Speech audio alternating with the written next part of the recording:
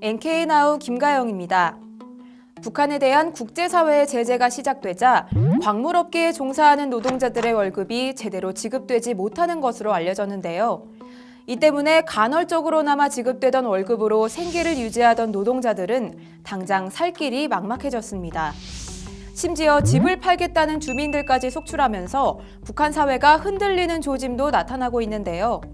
소식통에 따르면 주민들은 기존의 집을 1만에서 2만 위안 정도로 비교적 싸게 내놓고 대신 작은 집으로 이사하길 원하지만 내놓은 지 한 달이 지나도 팔리지 않는 집도 있다고 합니다. 특히 월급을 못 받는 노동자들의 구매력이 하락하면서 이전처럼 물건을 넉넉히 구입하려는 주민들이 갈수록 줄어들고 있다는데요.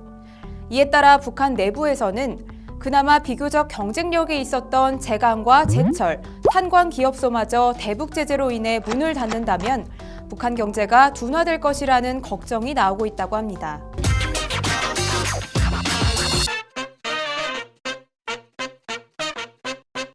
강력한 대북 제재가 취해지고 있는 요즘 북한 주민들의 한류 사랑은 여전할까요?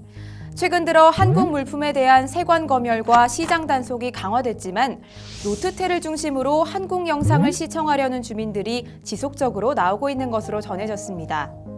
평안북도 주민에 따르면 북한 주민들에게 한국 영화 시청은 이미 하나의 문화 생활이 돼서 당대회 준비 기간에 맞춰 불순물 단속이 이뤄지고 있는데도 주민들은 대수롭지 않게 생각하고 있다고 합니다. 특히 현재는 평양과 같은 대도시뿐만 아니라 농촌에서도 한국 영상 시청이 자연스럽게 이뤄지고 있다는데요. 이에 따라 노트텔의 인기도 급상승하고 있다고 합니다. 소식통에 따르면 이 종합시장 전자제품 매대에는 노트텔을 비롯해 한국 영화가 들어있는 USB 그리고 배터리도 모두 갖춰져 있어서 돈만 있으면 누구든 살 수 있는 상황이라고 합니다.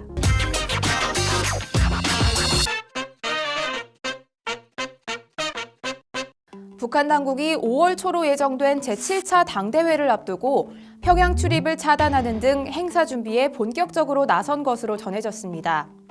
또한 대회 보위 명목으로 지방 보위부원과 보안원들까지 평양으로 소환해 검문 검색과 사적지 경비를 강화했다고 소식통이 알려왔는데요.